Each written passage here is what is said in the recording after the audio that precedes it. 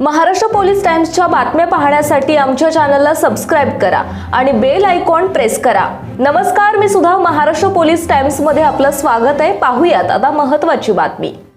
नातेपुते स्मशानभूमीत धक्कादायक प्रकार, मृतांची राख गायब, अघोरी कृत्यांचा संशय। नातेपुते येथील स्मशानभूमीत गंभीर व धक्कादायक प्रकार वारंवार घडत असल्याचे समोर आले आहे।